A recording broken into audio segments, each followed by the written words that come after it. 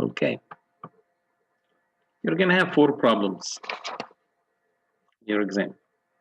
One of them, you're going to see this plastic analysis of mold frame. So you're going to see one question coming from this slide. So, this looks like a good problem, you know, this type of issues when you have the mold frame or the size I'm going to be giving to you, and also the size here and the size there, and maybe different boundary condition, you know. So the boundary and the height, of course, is going to be given to you, and the material. So you know, for example, it's going to be A992 or 572 steel. So you can figure out MP for each one of these columns, right? And if you have fixed, in this case, you're going to have 2 moments, like in this case, right? If you have fixed column, you're going to have 2 moments. If you have fixed hinged, you're going to have only 1 moment. I'm not going to bring here 2-story, but most likely it's going to be something very similar to what you're looking here at. Different column height, but maybe I'm going to change the boundary condition on the columns versus the other. So one's going to be hinged, the other one's going to be fixed. You may have 3 columns or 2 columns, different height, and then the question is going to be how much is this force F is going to be creating the mechanism in this mold frame. Any questions on this problem?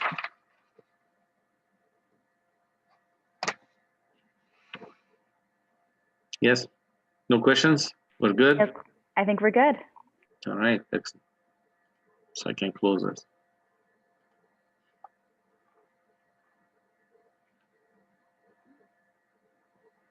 Composite members. I guess you need to see a composite beam. And you guys, you have seen it already, right? You're gonna have one of this composite beam analysis. And QN, you can figure it out from the table or by analysis. It's gonna be up to you. Most likely, I prefer to do it from the table. So I'm not gonna have 10 different answers. It's gonna be just one answer. And I'm gonna give you a beam size. So the beam size is gonna be given to you. And the question is, how much is Phi-man, how much is Phi-vn? Like the shear strength and the capacity and moment, and also the deflection. So deflection is gonna be there. You remember a problem like this in one of the midterms? Anyone remembers anything about this or no? Yeah, I think it was exam 1. Great, okay. So you have seen it before, your experience with it, you should expect something very similar to it. Okay? Be careful and read the question very carefully. I don't want you to answer something that I didn't ask for. If I ask you just to find out the moment of inertia that's going to be used to determine deflection due to live load, now which one is going to be used here? Can someone help me? Is it going to be the moment of inertia from the steel tables, like the properties, or is it going to be this moment of inertia? Which one? The lower bound or just moment of inertia I that's used for dead load? Look at this equation here. If I ask you here for the moment of inertia to determine deflection due to live load, it's going to be this moment of inertia, which is taken from this table. If I just say moment of inertia to determine deflection due to dead load, is going to be the bare steel moment of inertia.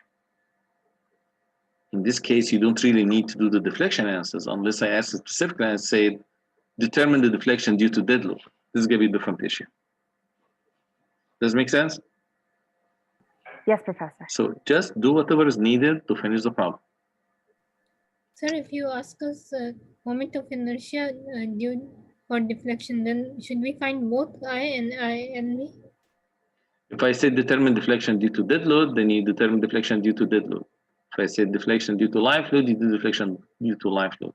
But if I say just get me here the moment of inertia, the lower bound moment of inertia that you will use to determine deflection due to live load, it means I'm just looking for the moment of inertia. I'm not looking for deflection due to live load. Okay. So the goal is don't answer more than what you have been asking for. And of course, try to answer all questions. It doesn't mean don't answer the questions, right? Okay. Connection problem.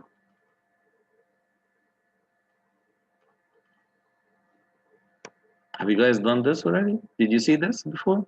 How many times have you done this? Once in the exam, once in the quiz, and once in the assignment. Amazing, excellent. All right, very good. Then you're gonna see it. It needs to come, but I need to change something, right? Otherwise, I'm just repeating the question, but I need to do something about it. So what is the thing that I can do here? What happened if I have two plates, one on each side? Just wondering what's going to happen if I just take the same problem here and then add two plates, one's going to be on each side of the beam. So instead of having just a plate, I'm going to say here's two plates, something like this, right? I can just do two plates. What change would that do to your analysis? Can I answer that one? What? I said, can I answer that one? Yes, go ahead. You would have to look at the bolts given, and then the VRN would be D instead of S. Yes, give you double shear instead of single shear. Absolutely, this is correct. And what else? You would have to find the tension force for two of them instead of For the one. shear of the plate, right? Mm-hmm. So the plate itself, now I'm going to be doubling the plate, which means this value here, the shear strength of the plate, I don't have it here in this example, because this example is just about the strength, the weld, I guess, and the bolt, right? But in this case, when you do here the shear and the shear tab, right? You're going to do it for both sides, because you're going to have here two shear tabs. So number one, for the bolt is going to be double shear. Number two, for the plate, you're going to have two plates. So the thickness, you need to multiply this by 2 at the end of the problem for the shear of the plate. So, okay, good. Any questions on this? All right, so we said composite beam. We did the plastic moment of analysis of moment frame. We did the connection design. Now, moment frame. You have just done submittal number 4, right? The last one for the moment frame. Yes, Professor. Yeah, so where does it start? Let me put you there. You're gonna say you have a beam size and a column size. You have been asked here to find A, B, and C, or check this versus the code values. And then you're gonna have VPR, right? Which is based on MPR. This is gonna be the VPR. We call this mechanism shear. You need to be sure that you know the terms for all of these values. So for example, MPR is gonna be what? This is what you call here mechanism moment. This is gonna be called here mechanism shear. So I can just say mechanism shear. I don't really need to say VPR. So you guys need to know the terminologies. I mean, you cannot pass this exam or pass this course without knowing all of this terminology, right? And then after you do the VPR, if I give you here dead load and live load, you should be able to figure out VRBS, very similar to what you have done in your submittal. And then after this, I'm gonna ask you to do phase moment and then check it versus, if you guys recall, MPE. Let's give you the capacity at the face of the column. And with that, you're gonna have a moment frame beam design. Any questions? No? Right, great. All right. Now, lastly, I'm gonna have a very simple question, just like conceptual questions. And it's gonna be like multiple choice problem that you're gonna be answering. And of course, I'm gonna say mark all that applies.